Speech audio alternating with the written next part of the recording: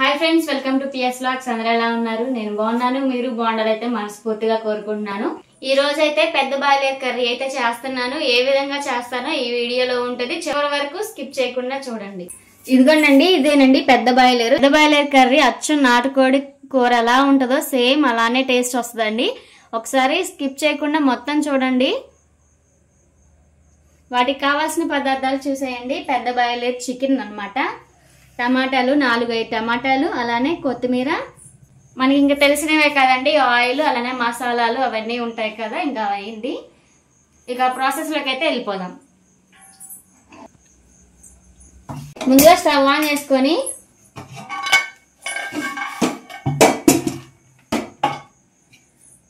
Cooker అయితే పెట్టుకుంటున్నానండి. ఈ curry అనేది పెద్ద బాయిలేరు ఎక్కువగా గట్టిగా ఉంటది కదండి, ఎక్కువ మంది ఇష్టపడరు. కానీ చేసే విధానంలో చేసుకుంటే మాత్రం చాలా బాగుంటుంది. ఈ కుక్కర్లోనే చేసుకోవాలి, ఎందుకంటే మనం కుక్కర్లో అయితే 5-6 విజిల్స్ వచ్చిన వరకు ఉడికించుకుంటాం కదా, ఈజీగా తొందరగా ఉడికిపోతుంది అనమాట.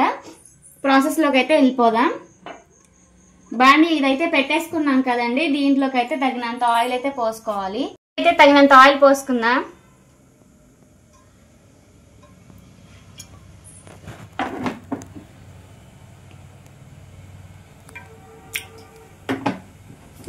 ఆయిల్ అంతా బాగా హీట్ అవ్వాలండి. ఈ ఆయిల్ హీట్ అయ్యే లోపల ఇవి చెప్తాను.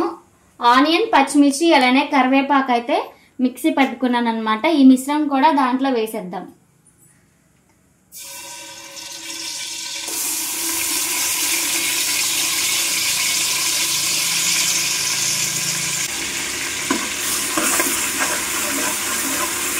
ఇది మనం మిక్సీ పట్టుకున్నాం కదండి, మెత్తగా ఉంటది కాబట్టి మనం తిప్పుకుంటూనే ఉండాలి, లేకపోతే అడుగంటేస్తుంది.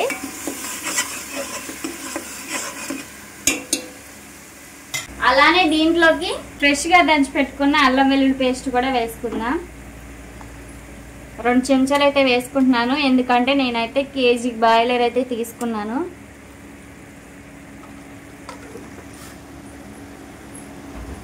ఇవంతా బాగా వేగాలన్నమాట.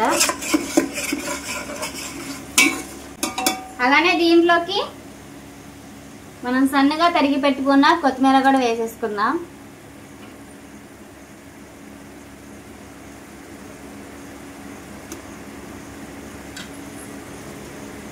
అలానే పసుపు,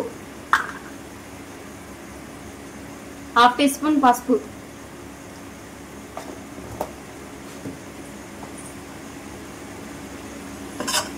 ఇవంతా బాగా వేగాలి.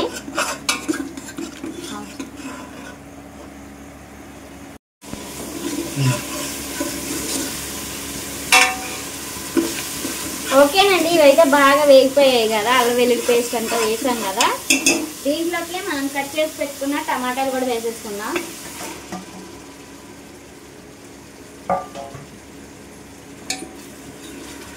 టమాటాలు కూడా బాగా మిక్స్ చేసుకుందాం.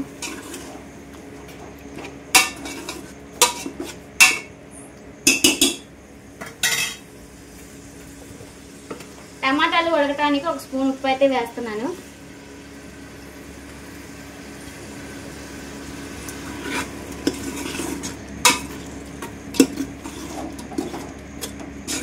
ఓకేనండి, టమాటాలు అయితే మెత్తగా ఉడికేంత వరకు అయితే ఉడికించుకోవాలి. ఇలా దీనికి ఇది మూత తీసి పెట్టుకోవాలన్నమాట. ఓకేనండి, టమాటాలు కూడా ఉడికేని కదండి. దీంట్లోకి ఈ పెద్ద బాయిలర్ అయితే వేసేసుకుందాం. ఇక్కడైతే నేను 1 కేజీ చికెన్ అయితే తీసుకున్నానండి. నార్మల్ చికెన్ కంటే ఇదైతే కొంచెం ఎక్కువసేపు అయితే ఉడికించుకోవాలండి. టేస్ట్ మాత్రం నాటుకోడికి ఎలా టేస్ట్ అయితే ఉంటుందో అలా టేస్ట్ అయితే ఉంటుందండి. చాలా సూపర్గా ఉంటుంది, ఒకసారి మీరు కూడా ట్రై చేయండి. నాటుకోడి కంటే బాగుంటుందండి. సేమ్ నాటుకోడి ఎలా టేస్ట్ అయితే వస్తుందో ఈ కూర కూడా అంతే బాగుంటుంది. ఒకసారి మీరు ట్రై చేయండి. ఇలా ఇదంతా వేసుకున్నాను కదా, దీంట్లోకి తగినంత ఉప్పు అయితే వేసుకుందాము. ఇందాకలైతే 1 స్పూన్ వేసాను కదా, ఇప్పుడైతే 1/2 టీ స్పూన్ వేస్తున్నాను. తర్వాత మనం అడ్జస్ట్ చేసుకొని వేసుకోవచ్చు.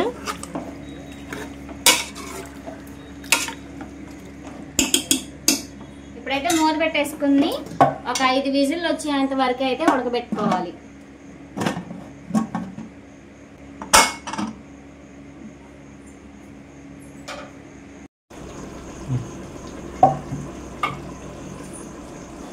ఓకేనండి, చికెన్ అయితే సగం వరకు అయితే ఉడికింది. దీంట్లోకి అయితే ఉప్పు కారం అన్ని స్పైసెస్ అయితే వేసేసుకుందాం. చికెన్ అంటే స్పైసీ ఎక్కువే ఉండాలి కాబట్టి 1 స్పూన్ అయితే వేస్తున్నాను. అలానే ధనియాల పిండి, మనకు స్పైసీ ఎక్కువే కావాలి కాబట్టి కొంచెం ఎక్కువ వేస్తున్నాను అనమాట, చికెన్ కదా. అలానే గరం మసాలా,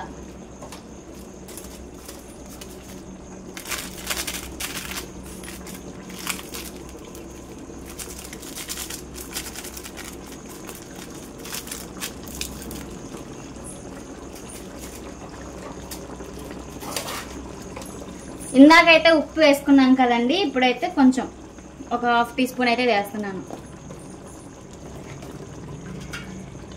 ఇవంతా ఒకసారి కలిపేసుకుందాం.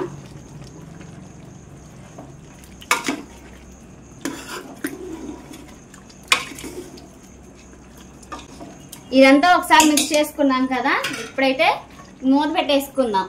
ఈ క్యాప్ లేకుండా మూత పెట్టేసుకుందాం.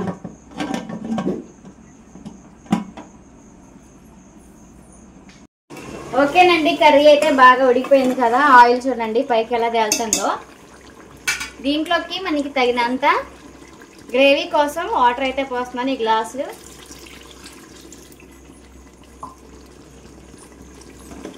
విజిల్ కాకుండా మామూలుగా మూత పెట్టేసుకొని ఒక 10 నిమిషాలు అయితే ఉడికించుకోవాలండి.